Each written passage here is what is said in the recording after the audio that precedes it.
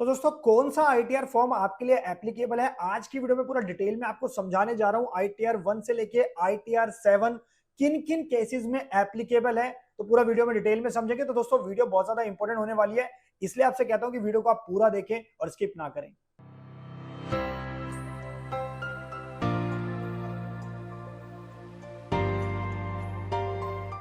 नमस्कार, मैं दीपक बैसला आपका स्वागत करता हूं हमारे YouTube चैनल पर। दोस्तों चैनल पर नए हो तो वीडियोस को लाइक करें, शेयर करें और मुझे मोटिवेट करने के लिए चैनल को सब्सक्राइब जरूर कर ले।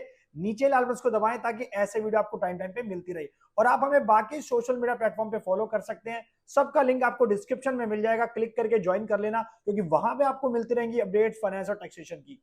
सो गाइस, बिना वक्त जाया करे सीधा पॉइंट पे आते हैं कि कौन सा आईटीआर का फॉर्म आपके लिए एप्लीकेबल है। इससे पहले मैं आपको ये बताऊं, इससे पहले दोस्तों आपको ये पता होना चाहिए कि आपकी इनकम कौन से सोर्स से है। कि आप सैलरी से इनकम है आपकी, किसी हाउस प्रॉपर्टी यानी कि आपने कोई अपना लैंड है, कोई प्रॉपर्टी है, कोई पीजी बना रखा है, आपने कोई गेस्ट हाउस बना रखा है, हॉस्टल बना रखा है, आपने वो रेंट पे दे रखा है, तो आपकी रेंटल इनकम है, तो वो हाउस प्रॉपर्टी में कवर होती है। इसके अलावा कैपिटल गेन की इनकम यानी कि शेयर मार्केट में आपने पैसा इन्वेस्ट कर रखा है लॉन्ग टर्म शॉर्ट टर्म के लिए, उससे आपको प्रॉफिट आ रहा है, उससे आपको इनकम आ रही है, तो इसमें एप्लीकेबल होता है। या फिर आपने कोई अपनी प्रॉपर्टी बेच दिया, उस पर आपको कैपिटल गेन हुआ है, तो हमारी कैपिटल गेन में टैक्सेबल हो जाती है। और फोर्थ हमारे पास है बिजनेस और प्रोफेशन की इनकम। आप कोई काम करते हैं, कोई आप एज अ प्रोफेशन है, किसी भी प्रोफेशन में आप पीजीपीपी की इनकम में भर सकते हैं। इसके लास्ट दोस्तों हमारे पास होता है अदर सोर्सेज, यानी कि आपको कोई इंटरेस्ट की इनकम आ रही है, कुछ कमीशन की आ रही है, आपको एफडी पे इंटरेस्ट मिल रहा है, तो वो सारी हमारी ज्यादातर केसेस में अदर सोर्सेज में टैक्सेबल होते हैं। तो बेसिकली बात करूं यहाँ पे मैं, 5 हमारे सोर्सेज हैं। तो सबसे पहले आइडेंटिफाई करें कि भाई मेरी कौन सी इनकम है, क्योंकि दोस्तों अकॉर्डिंगली आप अपना फॉर्म सेलेक्ट करने वाले, जो मैं आपको बताने वाला हूं। चलिए स्टार्ट करते हैं। सबसे पहले आईटीआर 1, जिसको हम दोस्तों कहते हैं सहज फॉर्म, जो कि बिल्कुल ही सिंपल होता है। ये किसके लिए एप्लीकेबल होता है? अगर आप एक रेजिडेंट इंडिविजुअल हो, लेकिन अगर आप एक नॉन रेजिडेंट एनआरआई यानी कि एनआरआई हो, या फिर एक और ऑर्डिनरी रेजिडेंट हो, तो उस केस में आपके ऊपर एप्लीकेबल नहीं होगा। एनआरआई के ऊपर एप्लीकेबल नहीं है, मैं दोबारा रिपीट कर रहा हूं। लेकिन अगर आप एक रेजिडेंट इंडिविजुअल हो तो आपके लिए आईटीआर 1 एप्लीकेबल होता है। अब उसके अंदर कौन कौन सी इनकम आपको दिखानी है?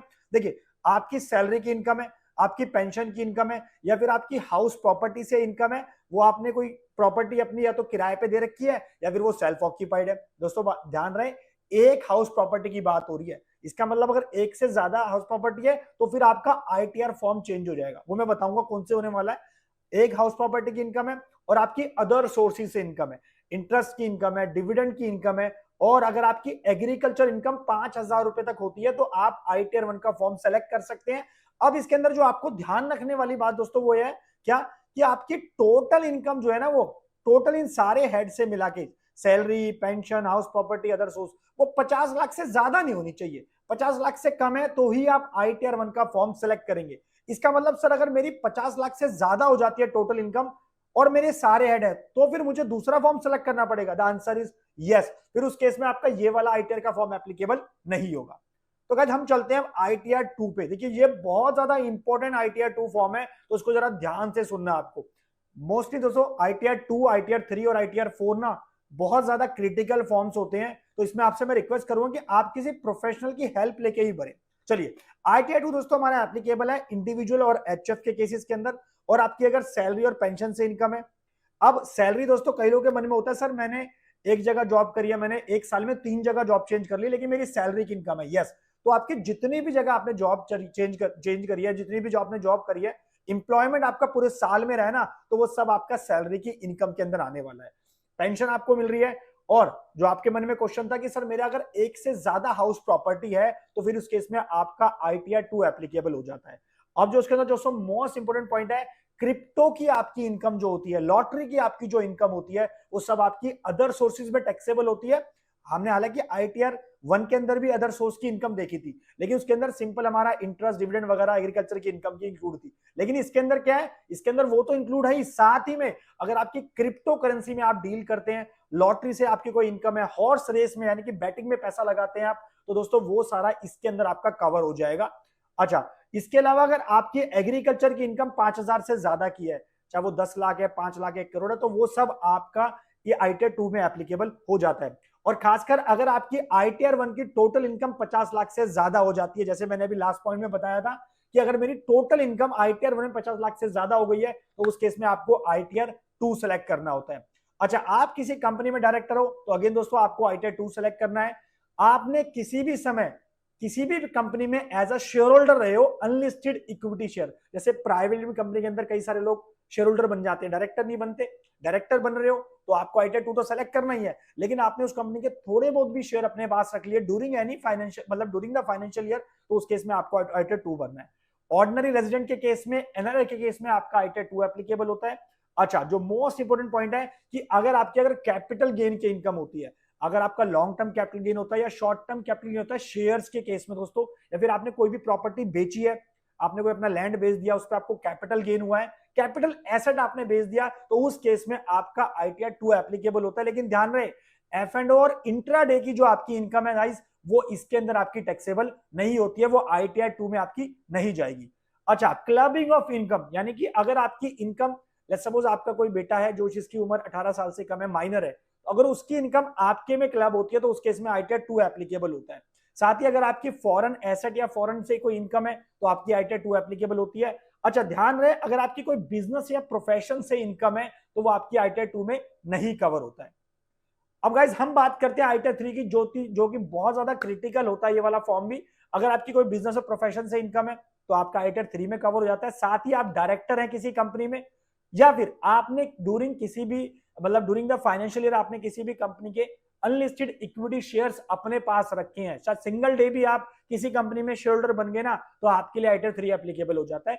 साथ ही इसके अलावा जो इनके अंदर और कौन कौन सी दोस्तों इनकम आती है, हाउस प्रॉपर्टी इनकम आपकी आ रही है, चाहे आपकी एक हाउस प्रॉपर्टी हो चाहे आपकी दो, सब इसके अंदर कवर हो जाएगी। लेकिन साथ में क्या क्या कंडीशन आपको देखना है कि आपकी बिजनेस भी इनकम आ रही है, आप डायरेक्टर भी हो या किसी कंपनी में शेयर होल्डर भी हो, हाउस प्रॉपर्टी, सैलरी, पेंशन से इनकम है, अदर सोर्स से इनकम है, या फिर आप किसी फर्म के अंदर पार्टनर हो या किसी LLP में एज अ पार्टनर हो, तो उसका जो इनकम आएगा, जो उसका पोर्शन आपका ऐड होगा, वो ITR 3 में जाएगा इनकम के अंदर। और गाइस आपको ध्यान रखना है कि ITR 3 आपके बिजनेस प्रोफेशन में एप्लीकेबल होती है। अगर इसका मतलब आप इंट्राडे और F&O करते हो, स्टॉक मार्केट में इन्वेस्टमेंट कर रखी है आपने, लेकिन वो लॉन्ग टर्म शॉर्ट टर्म नहीं है, वो क्या है, इंट्राडे और F&O है, तो उस केस में आपको ITR 3 भरना है।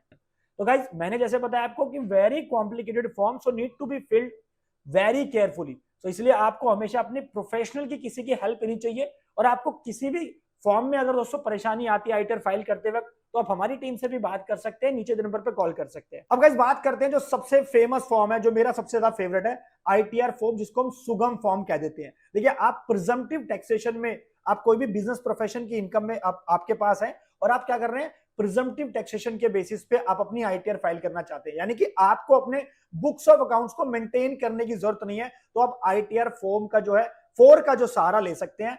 बहुत ही अच्छा फॉर्म है और बहुत ही दोस्तों हेल्पफुल फॉर्म है ये वाला, ये मेरा फेवरेट फॉर्म है ITR फॉर्म, सुगम फॉर्म। ये किस पे एप्लीकेबल होता है, अगर आप एक इंडिविजुअल है, HUF है, पार्टनरशिप फर्म में आप अगर बिजनेस कर रहे हैं, लेकिन LLP के केस में आपका ITR फुल एप्लीकेबल नहीं होता है। गाइस मैंने बताया कि प्रिजम्पटिव इनकम क्या, यानी कि इसको हम कहते हैं प्रिजम्पटिव टैक्सेशन में अपनी ITR फाइल करना, यानी कि बिना बुक्स ऑफ अकाउंट्स मेंटेन करे। देखिए, जो लोग छोटे व्यापारी है ना, गवर्नमेंट ने उनको ITR 4 दे रखा है कि आप ITR 4 सुगम फॉर्म सेलेक्ट करें, अपनी इनकम टैक्स रिटर्न फाइल कर दे, जिसके अंदर आपको क्या है, बुक्स ऑफ अकाउंट्स पूरी तरह से बनाने की जरूरत नहीं है, लेकिन आपको कुछ बातों का जरूर ध्यान रखना है।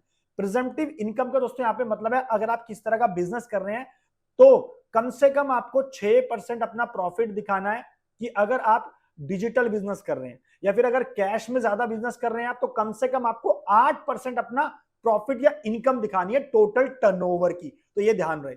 ऐसे ही अगर आप कोई प्रोफेशन में हो, लेट्स सपोज जैसे मैं CA हूं, तो उस केस में मुझे कम से कम, अगर मैं बुक्स ऑफ अकाउंट मेंटेन नहीं करता हूं या मैं चाहता हूं कि मेरे को आपने नहीं मेंटेन करनी है, तो उस केस में मुझे दोस्तों क्या करना पड़ेगा, उस केस में मुझे कम से कम 50% अपनी जो टोटल रिसिप्ट है उसका कम से कम 50% अपना प्रॉफिट दिखाना पड़ेगा। या आप डॉक्टर्स का एग्जांपल ले सकते हैं, आर्किटेक्ट हो गया, इंटीरियर डेकोरेटर हो गया, मतलब मल्टीपल जो भी हमारे स्पेसिफाइड प्रोफेशंस में जो कवर होते हैं, उसमें आपको कम से कम अपना 50% प्रॉफिट दिखाना होता है अपनी टोटल रिसिप्ट का या टोटल टर्नओवर का। ऐसे अगर आप कोई और बिजनेस कर रहे हैं, मैन्युफैक्चरिंग का बिजनेस कर रहे हैं, आप होलसेल का बिजनेस कर रहे हैं, आप रिटेलर हैं, ट्रेडर हैं, तो उस केस में कम से कम आपको 6% या फिर कम से कम आपको 8% वहां पे आपको ध्यान रखना है कि अपना प्रॉफिट कम से कम दिखाना है। देखिए, अगर आप इससे कम दिखाना चाहते हैं तो दोस्तों उस केस में फिर आप ITR 4 नहीं भर सकते, फिर उस केस में आपको proper books of account maintain करने पड़ेंगे और साथ ही आपको ITR 3 वहां पे एप्लीकेबल हो जाएगी।